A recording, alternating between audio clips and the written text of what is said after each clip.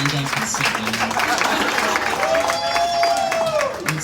It's fun to come to a reception like that. So it's been a great weekend so far, mainly because of moments like this. Pocono Raceway and all the fans have been great this weekend. I see the signs in turn 3 and it's our finish line and flags flying and obviously this. So thank you guys very much. It's been a great weekend. Hopefully we can cap it off with a good run today.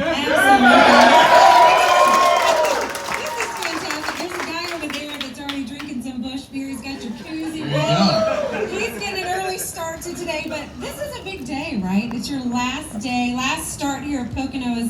As we all know, most races we get to go to twice a year, but it's a big day for you. How are you going into today? I'm good. You know, I think after qualifying, I'm better.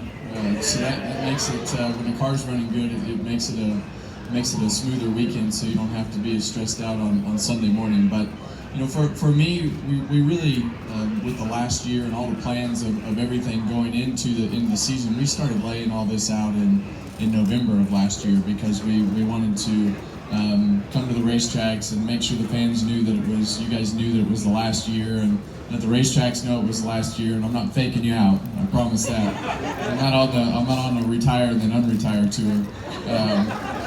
So I got some great advice from a lot of people who have retired right and wrong through the years, and I think you know, for me it's great timing with my kids being 5 and 11, and Keelan racing a lot, Piper trying to figure out what she wants to do. We've restructured our businesses to still be a great part of the sport, and going into the TV booth with Fox and with the management company, and being able to handle a lot of the drivers and give some of the advice that we've learned, the rights and wrongs throughout the year, and help those guys navigate the process going forward. So it's all been laid out over I think I told my team, a year and a half ago, that this was going to be the last year, and just tried to give everybody ample time to plan and have it be fun. And that's really what this week has been a lot like most weeks. It's been fun leading up to the race and be able to enjoy the things that you have done and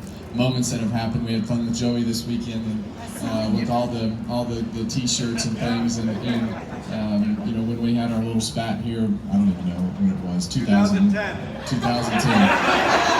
There you go. So you know, I think stuff like that, because Joey and I have become good, through the years, not great friends, but we are good friends, and have gotten to know each other, you know, through the last several years, and have a good relationship to be able to have fun with that. And he's got 3 kids now, so he knows who wears the fire suit in the family now. It's fun to be able to talk about that, because I've learned that it really wasn't my wife at that particular point. We didn't have kids, and then you really learn who wears the fire suit after you have kids. So I've lost complete control. I think you've answered like every question I had. Oh, perfect. Well, I'll see you guys later. Have a great time today. I want to know too. You qualified 4th, obviously, in the number 4. We drew that position. We went by numbers this week. I think it's pretty cool that you qualified 4th. Yeah, well, the main goal this year was to be competitive, and we've been able to do that. We haven't got to victory lane yet. We've had opportunities to do that, and you know, I think if you keep putting yourself in that position, and hopefully every time it seems like every time we're running in the front and leading laps and doing the things we need to do, something happens. I guess the last one was Nashville. We had a flat tire running the leaders down, and never even got a chance to race for the win. So, but they've done a great job with the cars, and you know, I know Rodney, that was one of his main objectives. Our main objectives was to make sure that we had everything planned out well, so that we could not do anything different on the competition side to keep the cars running well.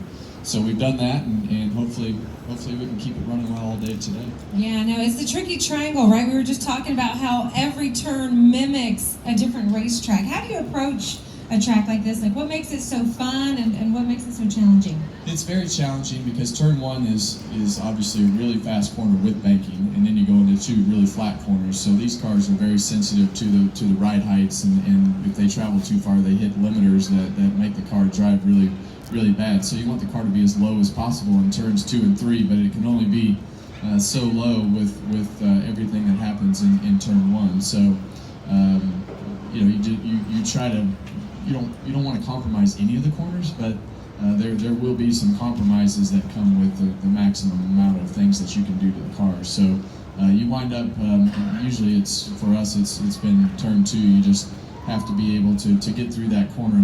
I just try not to lose time and try to do what you need to do in your best corner, which has been turn one for us. So you try to minimize the other two corners to not lose anything and put yourself in a position to try to pass in the corner that you're good in. So it's definitely a compromise.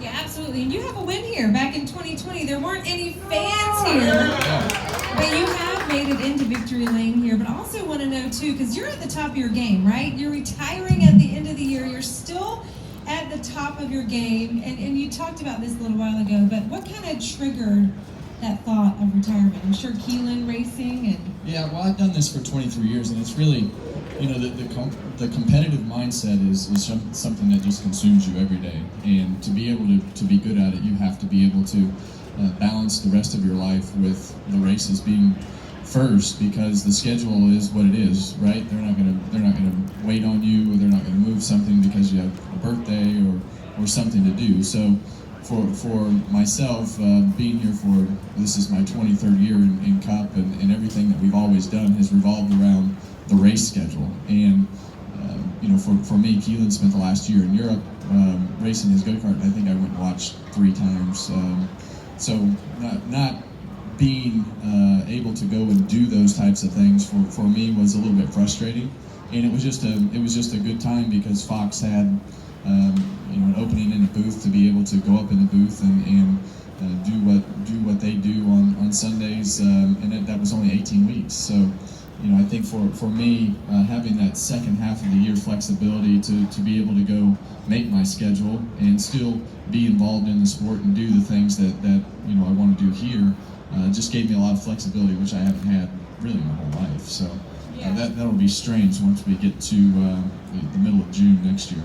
Have you been able to take it all in? Because I know when Dale was retiring, he was like trying to take in every single race. Are you approaching the races by just trying to take everything in? Not really. I think for me, it's really a sense of letting my guard down and being able to tell all the stories and be able to relate all the things that I've enjoyed through the years and give everybody the opportunity to see kind of who you really are.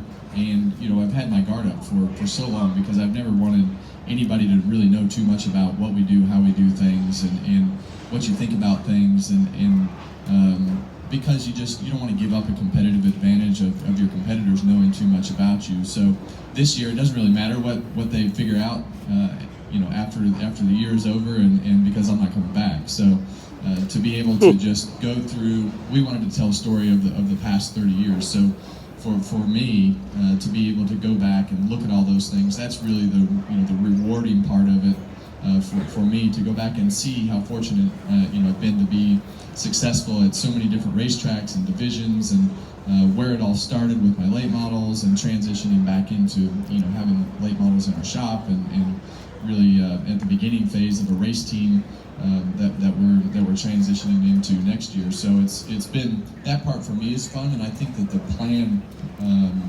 going into the year allowed me to reflect on things and be a part of that going in, but still have that same mindset. I think for me the things that are enjoyable is seeing everybody else enjoy it, and that's really what I told everybody. I said, now remember, this year is not for me, this is for everybody else.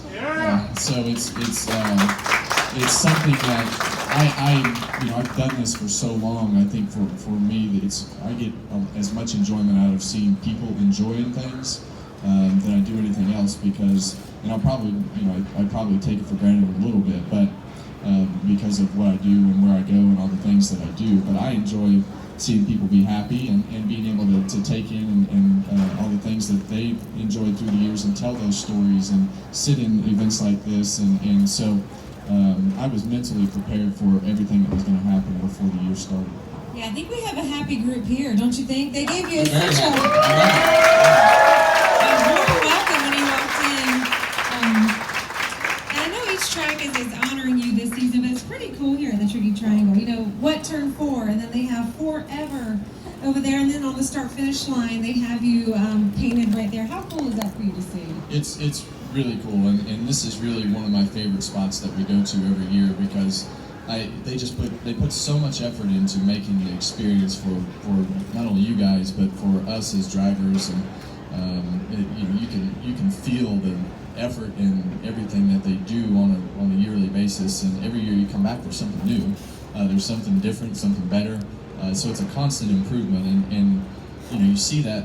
I think the fans feel that too, because you look at the infield and you see how many people are here and will be here in the grandstands today, but that infield is packed, and that is purely from an effort from everybody who works at this particular racetrack to do the things that they've done through the years and just continuously update the facility. So it's a great place to come in the middle of the summer. Luckily, we got the weather to cooperate with us this weekend. And it's not 100 degrees like it has been at home every day and everywhere that we've been lately. So it's a great place to visit during the summer, and I've always enjoyed this stop every year. Yeah, it's been so beautiful up here. We were just talking about that a while ago, how NASCAR, we've hit a lot. Mother Nature has been pretty hormonal this year. Yeah. So we are enjoying it up here in the Poconos. I saw a video yesterday of you giving a donation to the Joey Logano Foundation with the T-shirts and all that. For your fans out here that have not seen that, explain to them. Yeah, so when Joey made his comment in 2010, thank you. When he made his comment in 2010, we went that week and made T-shirts out of it and started selling them because we thought it was fun and obviously trying to give a little dig. And Joey and I have laughed about that throughout the years because that really stemmed from several weeks of what I thought Joey was chopping me off and just crowding me every week. So I just spun him out. And, Robin's racing. he wouldn't listen. Robin's racing, that's right. Gosh, what was he, like 12 at that time? Oh, ow. He wasn't very old, and he's still not very old. He didn't have facial hair then. He's been here forever. So, but seeing Joey develop into having 3 kids, and we laughed throughout several instances throughout the last several years of just moments of dumb things that we've said or done throughout the years, even yesterday. So we went back and remade the T-shirt and thought it would be fun to go back and kind of rehash that moment with him. And with all the T-shirts that we've sold, I said, well, we probably need to make a donation to the Joey Logano Foundation.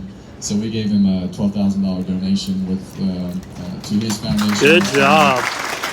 Because he's been such a good sport, and I love all the guys that I race against, and sure we go through moments where we have disagreements or yell at each other or whatever the moment is, but I want all those guys to be rock stars, right? And to see them mature and grow like I have done throughout my career, and have a relationship with a lot of those guys, to be able to talk through things and talk about things, or whether it's business or racing or whatever it is. I feel like I'm in a good spot to be able to do that with most every one of them. So it's been fun over the last year and a half to sit in those rooms and talk about safety stuff, but all the other things that we've been able to talk about, and see all the drivers spend more time together and talk about more things that are meaningful and impactful to the sport. So it's been good to get to know a lot of the guys better than I had over the last several years. Well, that was a class act move on your part. Give it up for Kevin Harvick making that donation.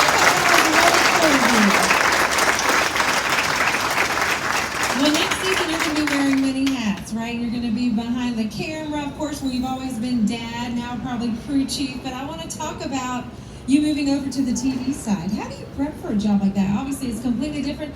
You have had experience being in the booth, which is really cool, but how do you prep for that job? Well, the good news is Clint set the bar really low. Oh, shots fired. I mean that jokingly.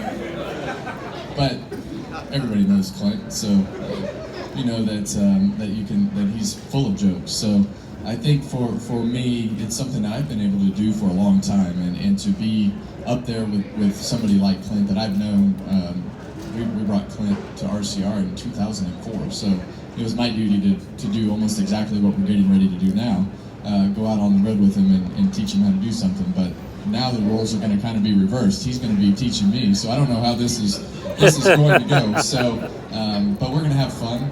Clint and I have been around each other for a long time, and I think for me, I'm going to talk about race cars and things like that. And we'll have fun with it, but we'll let him be the jokester with everything that's going on. So I think I've been fortunate to have the experience and be able to be in the booth and be around the Fox people for a long time, and they came into the sport the same year that I came into the sport in 2001. So they haven't changed a lot of their staff at the top, and it's many of the same people. And I've gone to some of the functions, and it's a great atmosphere to work in, great culture, and I think for me it's going to be fun putting those headsets down at the end of the race next year and saying, man, that guy should have done this and that guy should have done that, and not having to go home on Monday and figure out why we were slow or fast. So getting rid of that competitive mindset for me is going to be refreshing. Yeah, I think it's going to be entertaining too to see you guys in there together. We're going to have fun.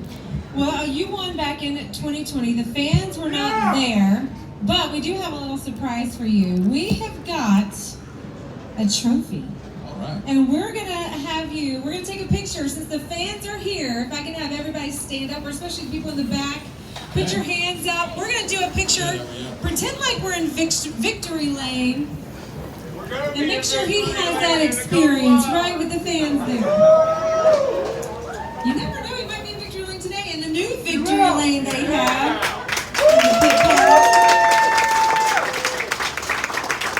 Alright, he autographed this trophy. Should we get a quick picture with the trophy so we can... Let's do it. There we go. Alright, race fans, put your hands up. You can scream too. That's what you do in victory lane. You go 1, 2, 3. Woo! Okay, I got a surprise for a race fan. Someone's going home with this trophy, so look under your chair. There should be something stuck to your chair, and if you were the winner, just give us a holler. thank you, guys. Give it up for Kevin Harvick, everybody! Good luck today, Kevin. Thank you, Kevin. All right, who won a trophy?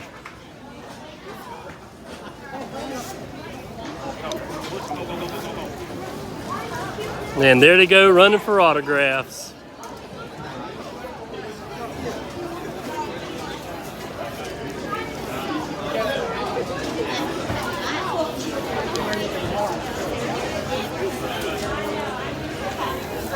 Well, thank you guys and girls for watching, as always. If you haven't already done so, make sure you subscribe. Did we find a winner yet?